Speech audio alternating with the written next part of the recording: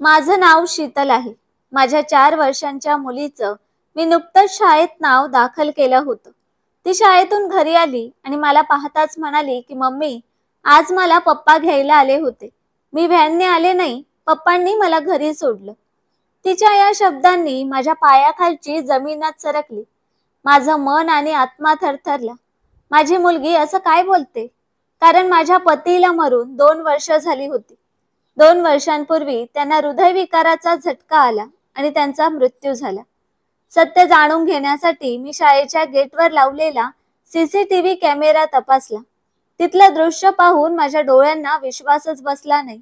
कारण माझ्या बालपणातील त्या काळ्या सावल्या आजही माझ्या डोळ्यांसमोर जिवंत होत्या.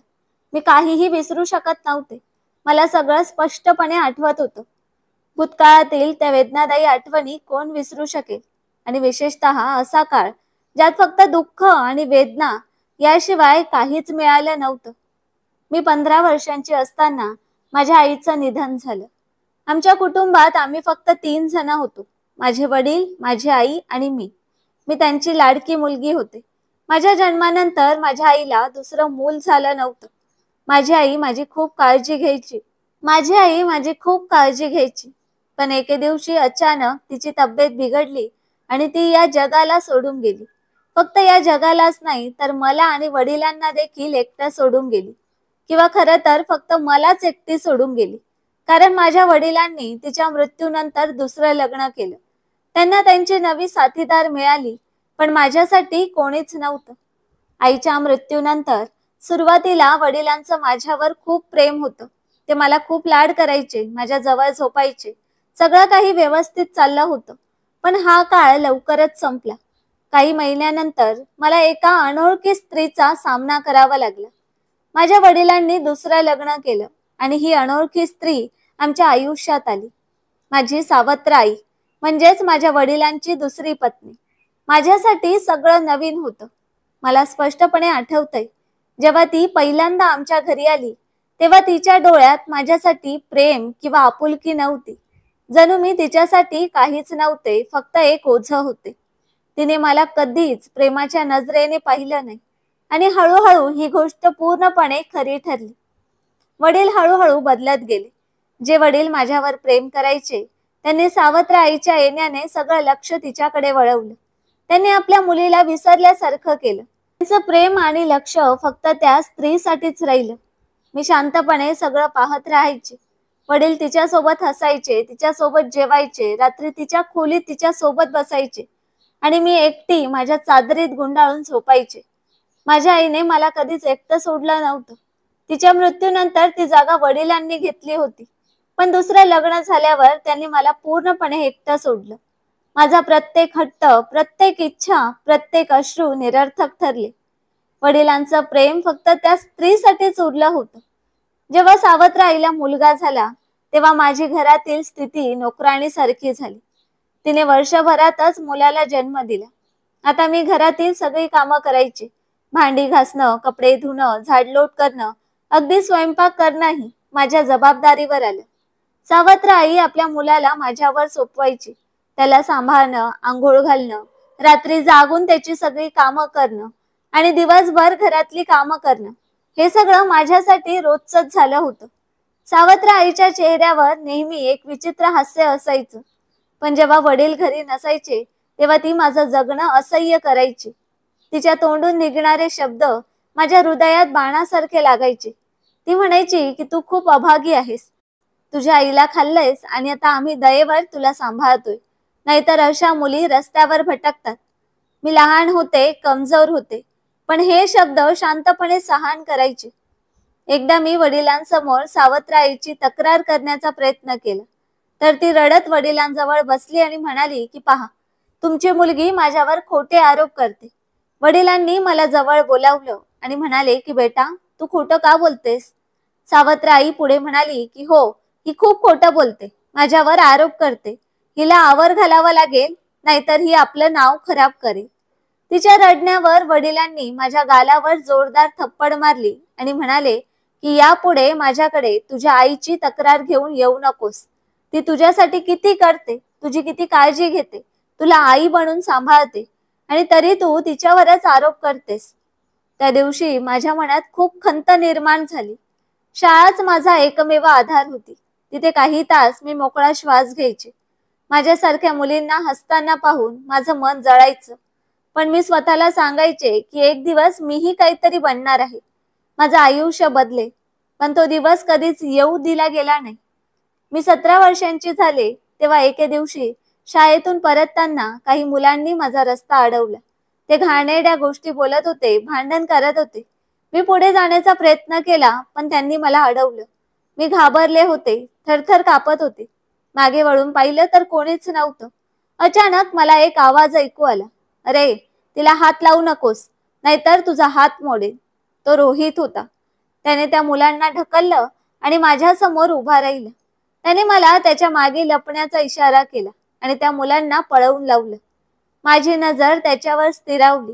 जेव्हा तो माझ्याकडे वळला तेव्हा त्याच्या डोळ्यात काहीतरी होतं ज्याने माझ्या मनाला शांती मिळाली.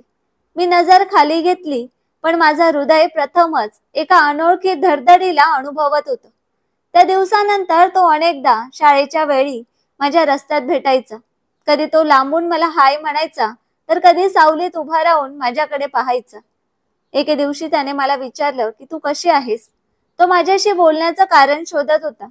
मी हळूच उत्तर दिलं की ठीक आहे. तो हसत म्हणाला की तू नेहमी हसत राहा. हसताना तू खूप छान दिसतेस. त्या दिवशी मी सारा दिवस आरशात स्वतःला पाहत राहिले. खरंच माझं हसणं इतकं छान दिसतं का की तो माझी चेष्टा करत होता. पण हे सगळं एक स्वप्नच ठरलं. काही दिवसानंतर सावत्र आईने मला उठवलं आणि म्हणाली की आजपासून तुझं शाळेत जाणं बंद. उठ लवकर, घरची सगळी कामं कर, भांडी कपडे धु, सगळं तुलाच करायचं आहे. शिक्षणाचं स्वप्न सोड. तुला दुसऱ्याच्या घरी जाऊन फक्त घरकामच करायचं आहे. मी काही बोलण्याचा प्रयत्न केला तेव्हा तिने माझे केस ओढत मला स्वयंपाकघरात नेलं आणि म्हणाली की आज संध्याकाळचं जेवण तुलाच बनवायचं आहे. मी रडत राहिले पण ना इलाजाने मला सगळी कामं करावी लागली. संध्याकाळी वडील घरी आले आणि म्हणाले की आज तू शाळेत का गेली नाहीस. मी काही बोलण्यापूर्वी सावत्र आई पुढे आली आणि म्हणाली की तुमची मुलगी गल्लीत भटकत होती. मी तिला पकडून घरी आणलं. वडिलांनी मला रागाने पाहिलं आणि माझी कोणतीही गोष्ट न ऐकता माझ्यावर हात उचलला. ते म्हणाले की लाज वाटली पाहिजे. तू माझी मुलगी आहेस आणि असली कामं करतेस. शरम कर. यापुढे शाळेत जाण्याची गरज नाही. शिक्षण सोड आणि घरची कामं कर. मी शांतपणे बसून रडत राहिले. माझ्या आतल्या प्रत्येक स्वप्नाचा चुरा झाला होता. ना प्रेम होतं, ना शिक्षण, ना प्रकाश, ना घरात शांती. एकदा संध्याकाळी मी भाजी आणण्यासाठी बाहेर गेले तेव्हा रस्त्यात मला रोहित भेटला. तो म्हणाला की शीतल, तू कुठे आहेस. तू दिसतच नाहीस. सगळं ठीक आहे ना. मी फक्त एवढंच बोलले की सगळं ठीक आहे. माझ्या डोळ्यातून वाहणारे अश्रू पाहून तो काहीतरी बोलणार होता पण मी मागे वळून निघून गेले. त्या दिवसानंतर मी जगायला शिकले. पण वेळ कसा कटेल हे समजत नव्हतं. रोहित माझ्यासाठी एक आशा बनला होता. मी मनातल्या मनात त्याच्याबद्दल विचार करून हसत राहायचे, त्याला आठवायचे. तो अनेकदा गल्लीच्या नाक्यावर भेटायचा जिथून शाळेचा रस्ता सुरू होतो. आता मी शाळेत जात नव्हते तरी तो माझी वाट पाहायचा. एके दिवशी मी हिम्मत करून स्वतः तिथे जायला सुरुवात केली. माझ्या मनाला खात्री द्यायची होती की अजूनही सगळं संपलेलं नाहीये. मी अजूनही श्वास घेऊ शकते. रोहितने मला पाहताच तो हसत मला म्हणाला की शीतल, हे जग तुझ्यासारख्या मुलींसाठी बनलेलं नाही. पण आपण या जगाला आपल्यासारखं बनवू. फक्त माझा हात धरून ठेव. आणि खरंच मी त्याचा हात धरला. वेळ निघत गेला आणि आमच्या प्रेमाला 1 वर्ष पूर्ण झालं. रोहित माझ्यापेक्षा 3 वर्षांनी मोठा होता. तो 20 वर्षांचा होता. माझ्या सावत्र आईला अजूनही याची काहीच कल्पना नव्हती की मी घराच्या कामासाठी बाहेर पडते तेव्हा रोहितलाही भेटते. आमचं हे शांत प्रेम अजूनही यशस्वी होतं. आम्ही दोघं छोट्या छोट्या गोष्टी बोलत राहायचो, जशा खऱ्या सोबत्यांमध्ये बोलणं होतं. एके दिवशी त्याने माझा हात धरला आणि म्हणाला की जर तू मला भेटली नसतीस तर कदाचित मीही या मोहल्ल्यासारखा बनलो असतो. मी हसत म्हणाले, मग तू माझ्यासारखा बन. तो गंभीरपणे म्हणाला की मी तुझ्याशी वचन देतो की मी तुला कधीच एकटा सोडणार नाही. तो मला पार्कमध्ये घेऊन जायचा. आम्ही बाकड्यावर बसायचो. तो माझी बोटं आपल्या हातात घेऊन विचारायचा की हे हात कधी माझा हात धरतील. मी हसत राहायचे. प्रत्येक भेटीत आम्ही थोडे थोडे स्वप्न विणत होतो. भविष्याबद्दल विचार करायचो. तो म्हणायचा की एक दिवस माझं स्वतःचं घर असेल, जिथे तू माझ्यासोबत राहशील. मी हसत राहायचे. तो म्हणायचा की तू असंच हसत राहशील आणि मी तुला पाहत राहील. आपलं एक छोटंसं विश्व असेल, जिथे आपली मुलं असतील. मी हसत म्हणायचे की आणि माझ्या मुलांना शिकवण्याची जबाबदारी माझीच असेल. तो म्हणायचा की ठीक आहे, मग जेवण मी बनवेन. हे सगळं आमच्या स्वप्नांचं जग होतं, जिथे कोणतीही भीती नव्हती, कोणतंही विष आमच्यापर्यंत पोहोचू शकत नव्हतं. पण एके दिवशी तेच घडलं, ज्याची मला नेहमीच भीती वाटायची. मी आणि रोहित पार्कच्या एका कोपऱ्यात बसलो होतो. माझं डोकं त्याच्या खांद्यावर होतं आणि तो मला एखाद्या चित्रपटाच्या नायकासारखं सांगत होता की तो एक छोटासा व्यवसाय कसा सुरू करू इच्छितो. अचानक माझ्या चेहऱ्यावर एक जोरदार थप्पड पडली. मी घाबरून नजर वर केली तर तिथे माझी सावत्र आई उभी होती. तिचे डोळे जणू रक्त उगाळत होते. तिने माझा हात पकडून इतक्या जोरात ओढला की मी खाली पडले. ती ओरडली की आम्ही तुझी अशी परवरिश केली का, की तू रस्त्यावर बसून मुलांबरोबर आवारापणा करशील. तू आमची इज्जत मातीत मिळवलीस. चल इथून. रोहितने पुढे येऊन काही बोलण्याचा प्रयत्न केला, पण सावत्राईने त्याला घुरत म्हटलं की तुमच्यासारखे लफंगे मुलं अशा मुलींना भडकवतात. आता ही तुझी आहे, घेऊन जा तिला. आमच्या घराच्या उंबरठ्यावर तिची लाशही येऊ देणार नाही. माझ्या कानात जणू पिघळलेलं काच पडत होतं. मी थरथरत्या पावलांनी तिच्यासोबत चालत गेले. ती मला ओढत घरी घेऊन गेली. रस्त्यात ज्यांना भेटली त्यांना ओढून सांगितलं की पहा, ही आमच्या इज्जतीची शत्रू, ही घाणेरडी मुलगी, जिला आम्ही आधार दिला, तिला परवरिश केली, ती आता आमची बदनामी करते. घरी पोहोचताच तिने दरवाजा बंद केला आणि मला ढकलून आत फेकलं. वडील सोफ्यावर बसले होते. सावत्राई म्हणाली की अभिनंदन, तुमची लाडकी मुलगी बाहेर मुलांबरोबर गप्पा मारत होती. आम्हीच चूक केली की हिला घरात ठेवलं. आता एकतर हिला बाहेर काढा, नाहीतर आम्हाला. वडिलांनी काहीही न बोलता मला चपलेचा मारा केला आणि ओरडले की बाहेर निघ माझ्या घरातून. तू ती निघालीस जिच्याबद्दल मी कधी विचारही केला नव्हता. तू माझी नाक कापलेस. आता तुझी मी शक्लही पाहणार नाही. मी खाली बसून रडत राहिले. सावत्र आईने माझी चोटी पकडली आणि म्हणाली की आता सांग, कुठे कुठे गेली होतीस, कोण कोणाला भेटलीस, आम्हाला सगळं कळू दे. मी ओरडत राहिले, मी काहीच केलं नाही, मी फक्त त्याच्याशी बोलत होते. ती हसत म्हणाली की अच्छा, म्हणजे तुझ्या रोजच्या गप्पा होत्या, पार्कात मुलांच्या खांद्यावर डोकं ठेवून. लोक बरोबर म्हणतात, आई नसली की मुलगी बेलगाम होते. मी रडत राहिले. माझ्या डोळ्यांसमोर रोहित आणि त्याची आई आमच्या घराच्या अंगणात उभे होते. त्यांना पाहून माझा श्वासच थांबला. मी धावत छतावर गेले. सावत्र आईने त्यांच्याकडे कटाक्ष टाकला आणि तिरस्काराने म्हणाले की काय, आज आमचा उंबरठा कसा काय आठवला. रोहितची आई शांतपणे म्हणाली की बहीण, मी रोहितची आई आहे. हा माझा मुलगा रोहित. मी तुमच्या मुलीशी त्याचं नातं घेऊन आले आहे. तुम्हाला योग्य वाटलं तर पुढे बोलू. मला आनंद झाला की रोहितने हिंमत दाखवली आणि लगेच आपल्या आईसोबत नात्यासाठी आला.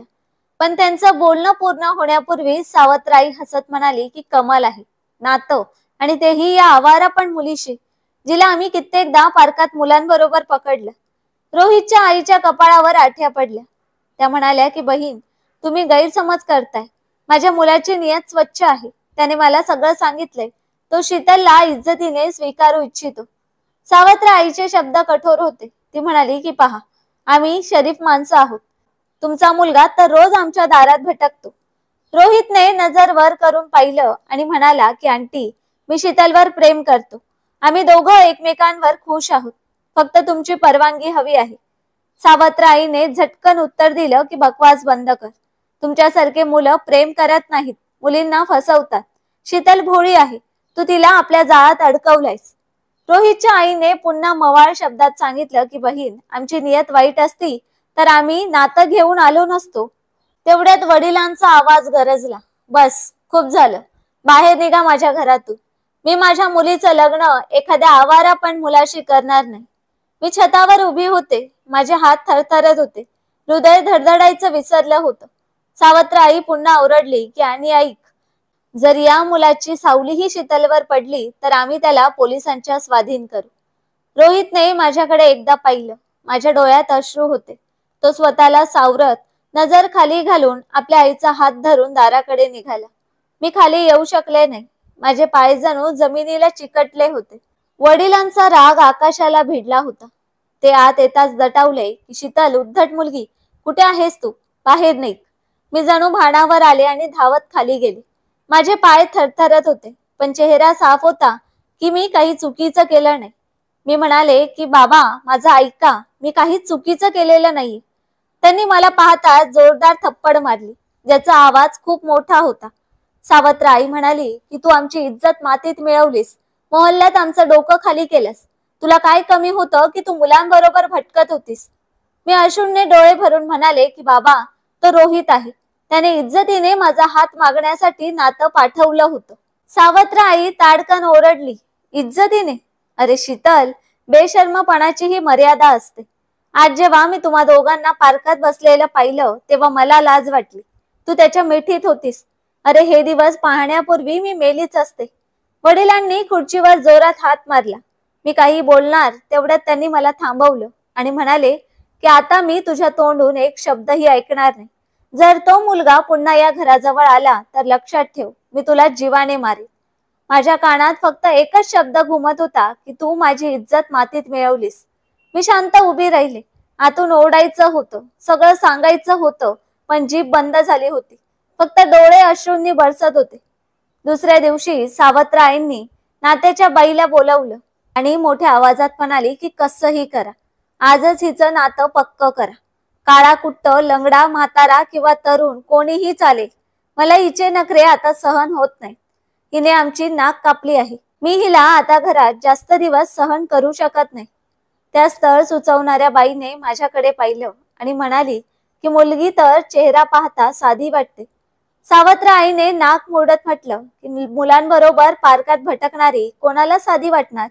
हिची जीभ शांत आहे, पण डोळे आणि कृती सगळं बोलतात. मी डोकं खाली घालून बसले होते, जणू माझं अस्तित्वच माझ्या विरुद्ध साक्ष देत होतं. 2 दिवसानंतर एक स्त्री आणि पुरुष आमच्या घरी आले. ते रजतचे शेजारी होते. त्याने रजत बद्दल सांगितलं की तो खूप शरीफ मुलगा आहे, अनाथ आहे, समजूतदार आहे, मेहनतीने कमावतो, शिक्षित आहे आणि त्याला कोणतीही वाईट सवय नाही. फक्त तो गरीब आहे. त्याचे आई वडील नाहीत. जर तुम्हाला मान्य असेल तर उद्याच लग्न लावून देतो. माझ्या वडिलांनी एक क्षण माझ्याकडे पाहिलं, मग सावत्र आईकडे. ती लगेच म्हणाली की आम्हाला काही हरकत नाही. हे नातं आम्हाला मान्य आहे. लवकर लग्न करा. मी काही बोलू इच्छित होते, पण आवाज गळ्यातच अडकला. मी खोलीत गेले, दरवाजा बंद केला आणि एक रिकामा कागद आणि पेन उचलला. माझ्या मनातून शब्द कागदावर उतरू लागले. रोहित, आज मी तुला शेवटचं पत्र लिहित आहे. मला माफ कर. जर माझ्या शांततेने तुला कधी त्रास दिला असेल. मी तुझ्यासोबत आयुष्य घालवायचं स्वप्न पाहिलं होतं, पण आयुष्य स्वप्नांवर नाही तर सत्यावर उभं राहतं. आणि माझं सत्य हे आहे की मी आता दुसऱ्याची होणार आहे. तू खूप चांगला आहेस, उत्तम आहेस, पण माझ्या नशिबात फक्त जखमा लिहिल्या आहेत. माझ्यासाठी प्रार्थना कर की ज्या माणसाशी माझं नाव जोडलं जाणार आहे तो मला इज्जत देईल. मी तुझ्यासाठी नेहमी प्रार्थना करत राहीन. तुझी शीतल. मी पत्र दुमडलं आणि शेजारच्या रश्मीला सांगितलं की तिने कोणत्याही मार्गाने हे पत्र रोहित पर्यंत पोहोचवावं. लग्नाच्या रात्री माझे डोळे इतके रडले होते की आता अश्रूंनाही थकवा आला होता.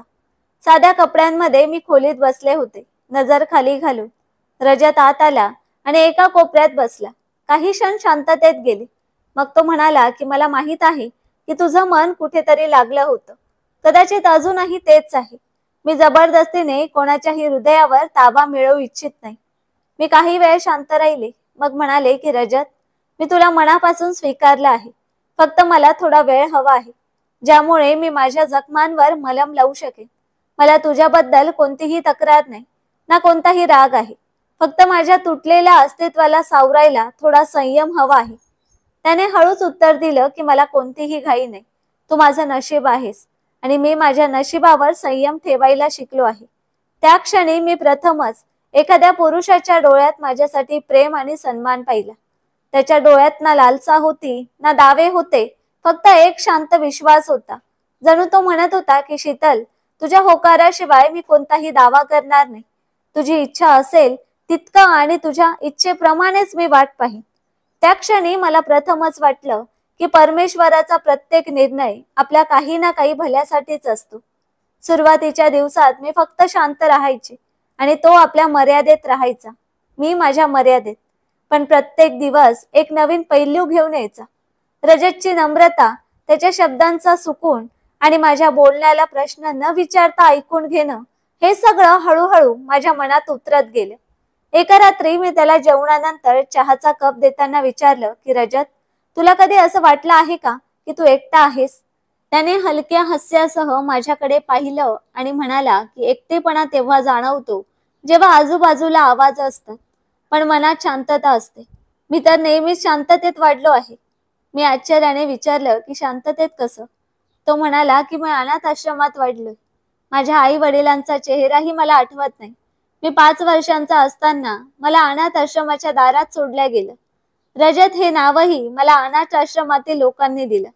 मी थक्क होऊन त्याच्याकडे पाहिलं, जणू कोणीतरी माझं हृदय चिरलं होतं. मी हळूच म्हणाले की तू कधी त्यांचा शोध घेतला नाहीस? तुझ्या आई वडिलांचा चेहरा पाहण्याची इच्छा झाली नाही? तो एक क्षण शांत राहिला आणि म्हणाला की मी खूप लहान होतो. जेव्हा मला समज आली तेव्हा इतका वेळ निघून गेला होता की काहीच कळू शकलं नाही. इच्छेची जागा वास्तवाने घेतली आणि वास्तव हे होतं की मला आपलं म्हणणारं कोणीच नव्हतं. माझ्या हातातला चहाचा कप थरथरू लागला.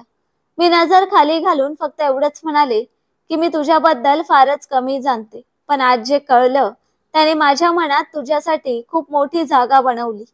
त्याने नजर खाली घालून नरमपणे सांगितलं की मी मोठा नाही शीतल, फक्त जितकं दुःख सहन केलंय तितका शांत होत गेलो. अनाथ आश्रमाची छत निळी होती, पण निळ्या आकाशासारखी बेकिनार आणि निर्दयी वाटायची. तिथे मित्र होते, पण प्रत्येक चेहरा सामान्य, प्रत्येक हास्य सामान्य आणि प्रत्येक हृदयात एक इच्छा. मी कधीच कोणाकडून काही अपेक्षा ठेवली नाही, कारण ज्यांची सावली बालपणात हिसकावली जाते ते सूर्यप्रकाशाशी मैत्री करतात. मी प्रथमच त्यांच्या डोळ्यात अश्रू पाहिले. ते अश्रू थांबलेले होते, पण जणू बेआवाज तुफानासारखे वाहायला तयार होते. मी माझा हात त्याच्या हातावर ठेवला आणि म्हणाले की आता तू एकटा नाहीस, मी तुझ्या सोबत आहे. मी तुला ती इज्जत, ती प्रीती देईन ज्याचा तू फक्त विचार केला असेल. त्याने हळूच माझा हात धरला आणि म्हणाला की हाच विश्वास माझी सर्वात मोठी संपत्ती आहे शीतल. मला तुझ्याबद्दल कोणतीही तक्रार नाही. मी तुला कधीच बाध्य करणार नाही की तू माझ्या भूतकाळाचं ओझं उचलावस, पण जर तू माझं वर्तमान सावरलंस तर मला जगण्याची कला येईल. मी नजर खाली घालून म्हणाले की प्रेम हे वेळेने नाही तर भावनेने होते. तू माझी इज्जत राखलीस, माझं दुःख शब्दाविना समजून घेतलंस, त्यानंतर माझं मन तुझ्याकडे झुकणं स्वाभाविक होतं. मी तुझ्याशी एकनिष्ठ राहू इच्छिते, तुझं आयुष्य प्रीतीने भरू इच्छिते आणि तुझ्यासाठी प्रार्थना बनून जगू इच्छिते. त्या क्षणी मी कोणतीही शपथ घेतली नाही, कोणताही दावा केला नाही. फक्त आमच्या हृदयांनी एकमेकांना स्वीकारलं की हे नातं आता फक्त नावाचं नाही तर एका नव्या प्रवासाची सुरुवात आहे, ज्यात प्रेम, विश्वास आणि 2 तुटलेल्या हृदयांना जोडण्याची तमन्ना शामिल आहे. आमचं प्रेम कधी फुललं कळलंच नाही. प्रत्येक भावना बेआवाज वचनांसारखी होती. रात्री झोपण्यापूर्वीच्या त्या गप्पा, माथ्यावर पसरलेला सुकून आणि सकाळी जाग आल्यावर डोळ्यात चमकणारी एकमेकांची झलक, सगळं इतकं मऊ, इतकं परिपूर्ण वाटायचं की जणू आयुष्य आता या वर्तुळात थांबलं होतं. पुढच्या महिन्यातच ती आनंदाची बातमी आली, ज्याने माझ्यात नवी जीवनाचा सुगंध भरला. मी गरोदर होते. ही बातमी माझ्या आतल्या सन्नाट्याला आनंदाने भरून गेली. रजतने ही बातमी ऐकली तेव्हा तो क्षणभर शांत राहिला. मग त्याने माझ्या मांडीवर डोकं ठेवलं आणि म्हणाला की शीतल, मला आता तुझ्यात नव्हे तर तुम्हा दोघांवर प्रेम आहे. माझ्या श्वासा जणू खुशीने, भीतीने आणि विश्वासाने थांबल्या होत्या. त्या काळात तो मला कुठेही एकटं जाऊ देत नव्हता. कामावर गेला तरी वारंवार फोन करून विचारायचा की काही खाल्लंस का, श्वास तरी नीट येतोय ना. मी हसले की तो म्हणायचा की माझा मुलगा हसणाऱ्या आईकडून जन्माला येईल, रडणाऱ्या आईकडून नाही. मी म्हणायचे की मुलगी असेल की मुलगा. तो हसत म्हणायचा की जो कोणी असेल तो तुझ्यासारखाच हवा, कारण तू त्याची आई आहेस. मला याचा अभिमान आहे. 9व्या महिन्यात मला रुग्णालयात नेलं गेलं.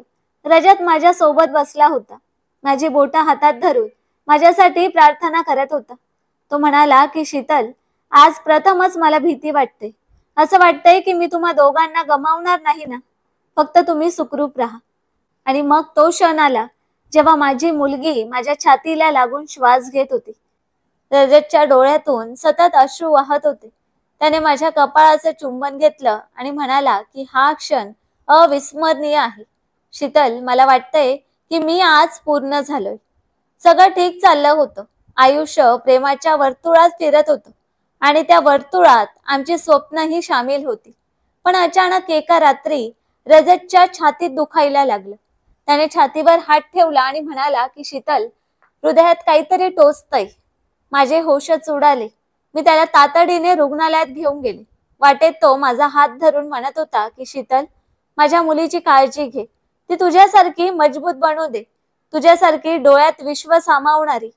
मी रडत होते, ओरडत होते, पण त्याचा हात माझ्या हातातून निसटला आणि मग एक अशी शांतता पसरली जी माझ्या अस्तित्वात उतरली, जी कदाचित आयुष्यभर संपणार नाही.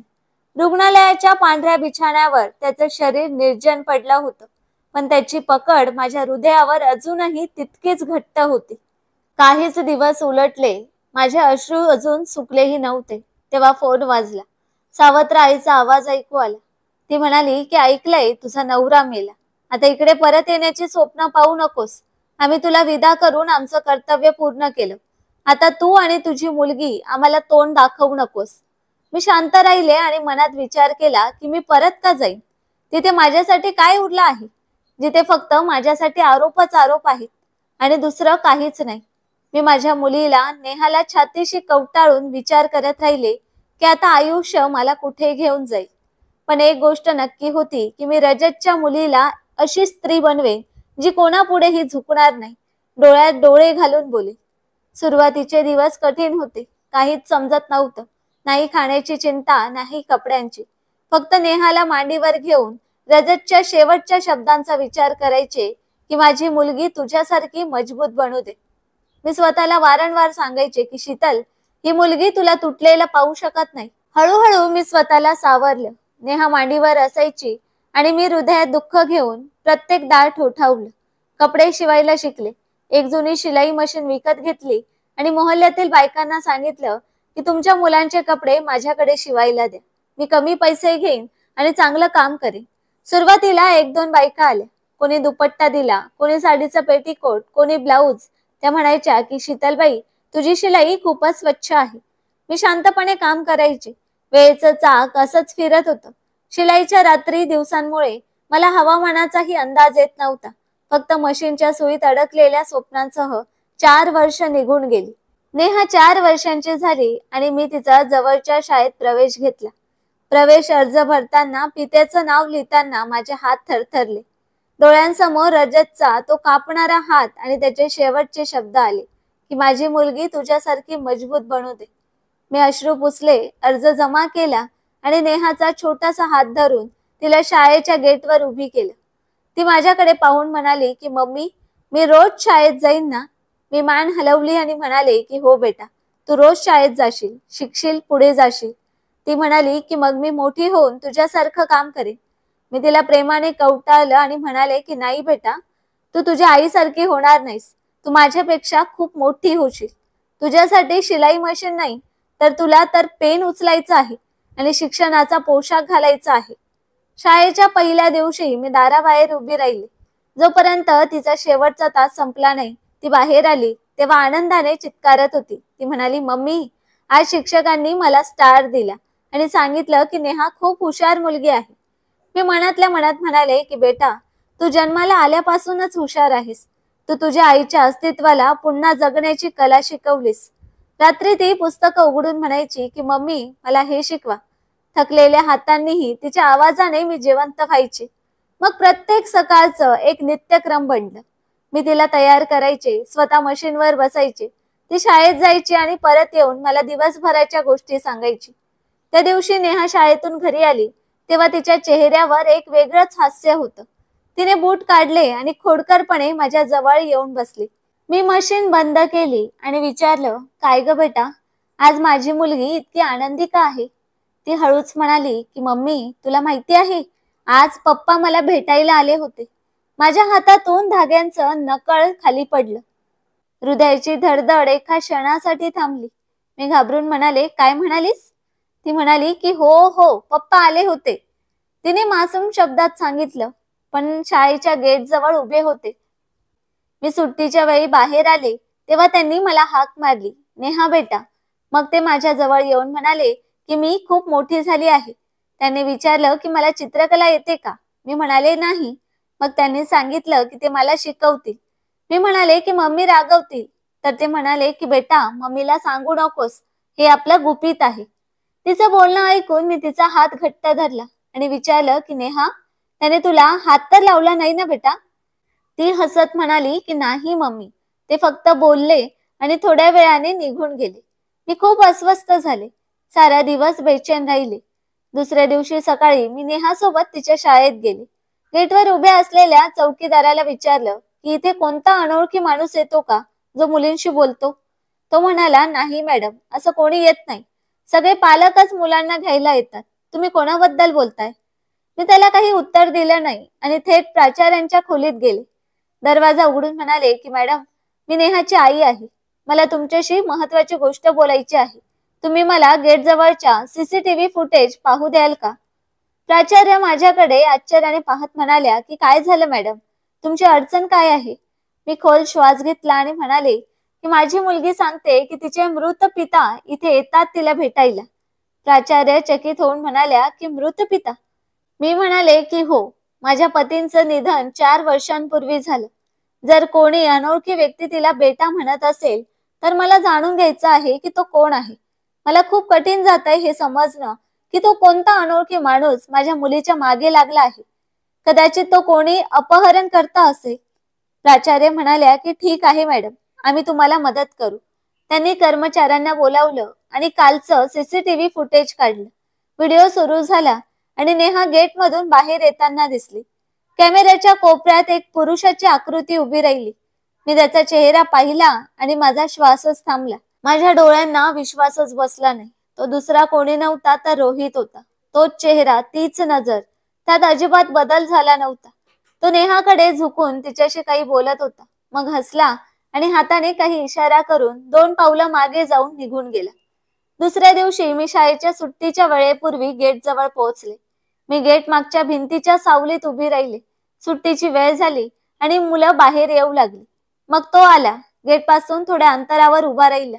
नेहा गेट मधून बाहेर आली तेव्हा तो तिच्या जवळ गेला आणि म्हणाला की नेहा बेटा, माझी मुलगी एका क्षणासाठी थांबली पण मग पुढे गेली. तो माझ्या उपस्थितीपासून बेखबर होता. मी मोठ्या आवाजात म्हणाले की माझ्या मुलीला काय शिकवशील, खोटं बोलायला. त्याने आश्चर्याने मागे वळून पाहिलं. त्याच्या डोळ्यात आश्चर्य पसरलं. तो म्हणाला की शीतल तू. मी त्याच्या जवळ गेले आणि नेहाला त्याच्यापासून दूर ठेवण्याचा पूर्ण प्रयत्न केला. पण नेहाची हट्ट आणि तिची विनंती, रोहितचं वारंवार शाळेबाहेर येणं मला हळूहळू थकवत होतं. मी एकदा स्वतःला म्हणाले की जर हा माणूस माझ्या मुलीला भेटायला येतोय तर पाहूया तो कधीपर्यंत येतो आणि कधी थकतो. त्या दिवशी मी त्याला काहीच न बोलता नेहाला जबरदस्तीने घरी घेऊन गेले. पण नेहा त्याला नंतरही भेटत राहिली. रोहित थकत नव्हता. तो रोज शाळेत यायचा. कधी नेहासाठी रंग घेऊन, कधी चॉकलेट्स, कधी खेळणी, कधी तिच्या आवडीची पुस्तकं. नेहा इतकी आनंदी व्हायची जणू तिला वर्षानंतर कोणीतरी ओळखीचं भेटलं होतं. मी लक्षात घेतलं की तो माझ्या मुलीला सांभाळायला जाणतो. तिच्या मासूम प्रश्नांना तो तसल्ली आणि प्रेमाने उत्तर द्यायचा. तिच्या वागण्याला समजून घ्यायचा. एके दिवशी नेहा म्हणाली की मम्मी, पप्पा म्हणाले की जर तुम्ही परवानगी दिली तर ते मला आईस्क्रीम खायला घेऊन जातील. मी एका क्षणासाठी तिच्या डोळ्यात पाहिलं. ती खूप आनंदी होती. रोहित सोबत तिला खूप छान वाटायचं. ती आईस्क्रीम साठी प्रश्न विचारत नव्हती तर विनंती करत होती. मी तिचा तो निरागस आनंद पाहून होकार दिला. आम्ही तिघं पार्कच्या एका कोपऱ्यात बाकड्यावर बसलो. नेहाच्या हातात तिच्या आवडीच्या फ्लेवरचं आईस्क्रीम होतं. तिथे खाताना गळत होतं. रोहितने टिश्यू काढून तिचे हात स्वच्छ केले आणि माझ्याकडे पाहिलं. त्या नजरेत कोणताही दावा नव्हता, फक्त एक प्रश्न होता. मी चेहरा फिरवला. तो हळूच म्हणाला की शीतल, मला तुझ्याशी बोलायचं आहे. मी म्हणाले की नेहासमोर असं काही बोलू नकोस ज्याने ती गोंधळेल. त्याने मान खाली घालून सांगितलं की मी तुझ्या पतीच्या अंत्यसंस्काराला आलो होतो. दूरवर उभा होतो, पण पुढे यायची हिंमत झाली नाही. मी फक्त तुझ्या चेहऱ्याकडे पाहिलं. तुझ्या चेहऱ्यावर तो सुकून होता जो तू खूप काही सहन करून मिळवला होता. मी तुझा नवरा बनू शकलो नाही, तुझ्या आयुष्यात सामील होऊ शकलो नाही. मी चकित होऊन त्याच्याकडे पाहिलं आणि म्हणाले की तुला कल्पना आहे का, तुझं असं पुन्हा येणं माझ्या आयुष्यात कशी गोंधळ घालतंय. नेहा तुला पप्पा म्हणायला लागले आहे आणि मला माहित नाही तू कधी निघून जाशील. तो तात्काळ म्हणाला की मी जाण्यासाठी आलेलो नाहीये शीतल. मी आता कायम तुझ्या सोबत राहू इच्छितो. तुझी आणि तुझ्या मुलीची काळजी घेऊ इच्छितो. फक्त नेहासाठीच नाही तर तुझ्यासाठी आणि माझ्या प्रेमासाठीही. मी हसत म्हणाले की तुला माझ्यासाठी काही असण्याचा हक्क कधी होता. तो म्हणाला की पण आता वेळ खूप बदलली आहे. तेव्हा मी कमजोर होतो, भित्रा होतो, जगाच्या भीतीने घाबरलो होतो. पण आता मला काहीही गमावण्याची भीती नाही. नेहाने मध्येच विचारलं की मम्मी, आपण रोज पप्पांसोबत पार्कला जाऊ शकतो का. ती त्याला नेहमीच पप्पा म्हणायची, कारण रोहितने तिला सांगितलं होतं की मला पप्पा म्हण. त्यामुळे ती त्याला काका म्हणत नव्हती तर पप्पाच म्हणायची. रोहितने हसत नेहाला सांगितलं की बेटा, मी तुझा पप्पाच आहे. तू मला पप्पा म्हणतेस तेव्हा मला खूप छान वाटतं. मी तात्काळ म्हणाले की बेटा, हे सगळं इतकं सोपं नाही. प्रत्येक गोष्टीला मर्यादा असते, वेळ असते, सत्य असतं, जे दुर्लक्षित करता येत नाही. रोहितने माझं बोलणं खंडित करत सांगितलं की सत्य काय आहे की आपण दोघांनी चूक केली होती. तू कदाचित जास्त सहन केलास, पण आता मी कायम राहण्याचा इरादा घेऊन आलो आहे. मी रागाने म्हणाले की इरादे फक्त शब्दांचे नसतात, त्यांच्यासोबत भूतकाळाचं ओझंही असतं, जे प्रत्येक जण उचलू शकत नाही. तो म्हणाला की जर तू माझी साथ दिलीस तर माझ्यासाठी सगळं सोपं होईल आणि सगळं शक्य होईल. मी नेहाकडे पाहिलं, जी आता बाकड्या मागे काही शोधत होती. मी म्हणाले की माझी एकच अट आहे, जर तू नेहाच्या आयुष्यातून पुन्हा गायब झालास तर मी तुला कधीच माफ करणार नाही. मी स्वतःपासून नजर चोरत होते. आरशात स्वतःचा चेहरा पाहायची हिंमत होत नव्हती. रोहितचं प्रत्येक बोलणं, त्याचं वागणं, त्याची काळजी मला एका बाजूला खेचत होती आणि माझा विवेक मला दुसऱ्या बाजूला.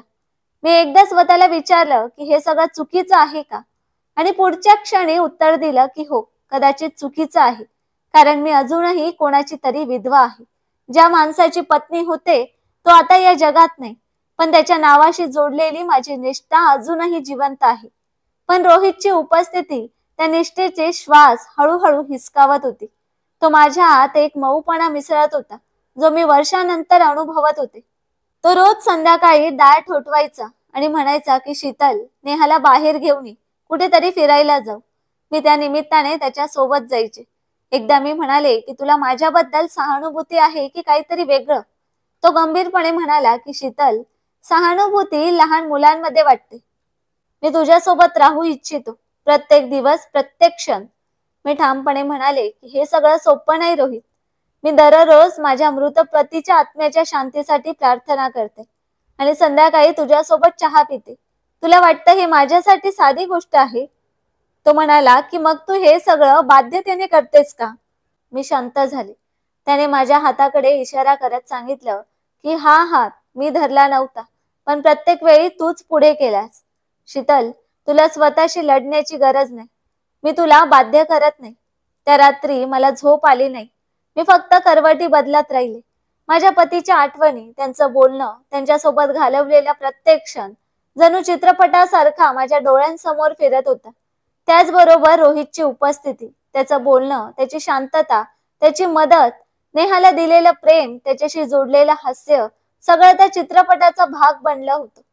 सकाळी खिडकी बाहेर पाहताना मी स्वतःला विचारलं की मी खरंच खूप मोठं पाप करते का. माझं आयुष्य पुन्हा जगण्याचा हक्क हिसकावला गेलाय का. नेहा माझ्या जवळ आली, मला मिठी मारली आणि म्हणाली की मम्मी, पप्पांनी सांगितलंय की ते आज आपल्यासोबत जेवणार आहेत. तू पण त्यांना एकदा सांग ना की तुलाही तेच हवंय, की ते आपल्यासोबत राहावेत. मी तिच्या चेहऱ्याकडे पाहिलं. तिच्या डोळ्यात तो आनंद होता जो वर्षानंतर दिसला होता. पण माझ्या मनात एक गोंधळ होता जो ओरडत होता की मी चुकीचं करते. मी तिला मांडीवर घेतलं आणि म्हणाले की बेटा, जर कोणाच्या सुखात कोणाचं दुःख लपलं असेल तर ते सुख खरं असतं का. ती म्हणाली मम्मी, जर कोणाचं दुःख वाटून 3 लोकांचं सुख परत येत असेल तर ते खरं असतं ना. मी तिला प्रेमाने कवटाळलं आणि मनात खोल श्वास घेतला. रोहित आला तेव्हा मी त्याच्याकडे पाहिलं. तो काही बोलणार तेवढ्यात मी म्हणाले की कधी कधी हृदयाच्या दारात बसलेला प्रवासी फक्त याच कारणाने परतवला जातो की आपण समजतो तो पाहुणा आहे, पण तो तिथेच राहायला आलेला असतो. तो म्हणाला की आणि जर तो पाहुणा दार ठोठावता बसला तर? मी म्हणाले की तर कदाचित त्याच्या हृदयाचा अपमान होतो. तो हसत म्हणाला की शीतल, मी आत येऊ शकतो का? मी काही क्षण विचार केला आणि म्हणाले की आता कदाचित खूप उशीर झाला आहे, कारण तू आधीच आत आलायस. फक्त मला स्वीकारायला थोडा वेळ लागतोय. त्याने काही उत्तर दिलं नाही, फक्त तिथेच बसला, जणू आता कुठेही जायचं नाही. मी मनात माझ्या पतीच्या आत्म्याशी बोलले की मी तुझा हक्क पूर्ण केला. आता कदाचित मला माझा हक्क घ्यायचा आहे, जगण्याचा, हसण्याचा आणि त्या सगळ्याचा अनुभव घेण्याचा, जो वर्षानंतर दाबला गेला होता. रोहित खूप चांगला माणूस होता. त्याने आपला व्यवसाय खूप चांगला सांभाळला होता. पण त्या दिवशी तो काही वेगळा वाटत होता. दुपारी तो परत आला तेव्हा मी विचारलं की इतका वेळ कुठे होतास? त्याने नजर खाली घालून सांगितलं की पंडितजींशी बोलायला गेलो होतो. मी आश्चर्याने विचारलं की कशाबद्दल? त्याने काही क्षण शांतता ठेवली आणि म्हणाला की मी विचारायला गेलो होतो की विधवेशी लग्न करणं कसं आहे. माझे हात थरथरले. मी नजर चोरत म्हणाले, पंडितजींनी काय सांगितलं? तो हळूच म्हणाला की त्यांनी सांगितलंय की ही खूप चांगली गोष्ट आहे. जर तू एखाद्या आधारहीनला आधार देऊ इच्छित असशील तर यापेक्षा मोठं पुण्याचं काम या जगात कदाचित कोणीच केलं नसेल. विधवा असो वा अविवाहित, जर ती एकटी असेल तर तिची काळजी घेणं, तिची साथ देणं, तिला आधार देणं, लग्नापेक्षा चांगला मार्ग दुसरा असूच शकत नाही. मी काही वेळ शांत राहिले, काही बोलू शकले नाही. माझ्या मनात एक विचित्र बेचैनी होती, जणू वर्षानंतर कोणतं तरी दार उघडत होतं. नेहा तेव्हा बाहेर अंगणात खेळत होती. अचानक ती धावत आली आणि मला मिठी मारत म्हणाली की मम्मी, तुला माहित आहे, मी प्रार्थना केली होती की देव माझे पप्पा मला परत देईल. मी तिचे केस हळूच कुरवाळले. ती पुढे म्हणाली की रात्री मी गुपचूप देवाला सांगितलं होतं की माझे पप्पा मला परत द्या, कारण तू नेहमी एकटी असतेस. सगळी कामं तुलाच करावी लागतात. पण जर पप्पा तुझ्या सोबत असतील तर सगळं सोपं होईल. माझ्या डोळ्यातून अश्रू वाहू लागले. रोहित दाराच्या उंबरठ्यावर उभा राहून म्हणाला की नेहा, जर तुझ्या मम्मीने परवानगी दिली तर मी खरंच तुझा पप्पा होऊ शकतो का? नेहाने तात्काळ उत्तर दिलं की जर मम्मी हो म्हणतील तर मी रोज प्रार्थना करेन की तू कधीच जाऊ नकोस. रोहितने नेहाशी वचन दिलं आणि शपथ घेऊन सांगितलं की मी तुम्हा दोघींना कधीच सोडून जाणार नाही, नेहमी तुमच्या सोबत राहीन. मी मनात हळूच म्हणाले की काश असंच हो. परमेश्वर हृदयात दडलेल्या प्रार्थनाही ऐकतो. दुसऱ्या दिवशी मी आणि रोहित मंदिरात गेलो आणि शांतपणे साध्या पद्धतीने लग्न केलं. रोहितने अग्नीला साक्ष मानून वचन दिलं की मी माझ्या पत्नी आणि मुलीची आयुष्यभर काळजी घेईन, त्यांना आयुष्यभर प्रेम देईन. माझ्या हृदयानेही तेच सांगितलं की मीही असंच करेन. माझ्या आयुष्याची नवी सुरुवात झाली होती. नेहा आनंदाने टाळ्या वाजवत होती. आमचे पप्पा आमच्या आयुष्यात परत आले. ती म्हणाली की आता मला रोज प्रार्थना करावी लागेल की माझे पप्पा कधीच जाऊ नये. रोहितने तिला मांडीवर उचललं आणि सांगितलं की बेटा, तुझी प्रार्थना रोज पूर्ण होईल. आता आपण तिघं एकत्र राहू. त्या क्षणी मला प्रथमच वाटलं की आयुष्याने पुन्हा माझा हात घट्ट धरला आहे, यावेळी मजबूतीने, सलामतीने आणि प्रीतीच्या सुगंधाने. माझ्या मनातली पापाची भावना ही मागे राहिली. मला वाटायचं की मी माझ्या पतीशी बेईमानी करते, पण माझ्या मुलीचा आनंदही यातच होता. रोहित मला आणि नेहाला आपल्या घरी घेऊन गेला. आम्ही तिथे आनंदाने आयुष्य जगत आहोत. नेहा आयुष्यभर इतकी आनंदी कधीच नव्हती जितकी ती रोहित सोबत आहे. तिला पित्याचं नाव आणि पित्याची साथ हवी होती, जी तिला रोहित कडून मिळाली. तर मित्रांनो, आता तुम्हीच सांगा की या कथेतील शीतलने विधवा असून देखील रोहित सोबत दुसरे लग्न केले ते योग्य होतं का? तुमचं मत आम्हाला कमेंट करून नक्कीच सांगा. आणि कथा आवडली असेल तर व्हिडिओला लाईक आणि चॅनलला सबस्क्राईब करायला विसरू नका. धन्यवाद.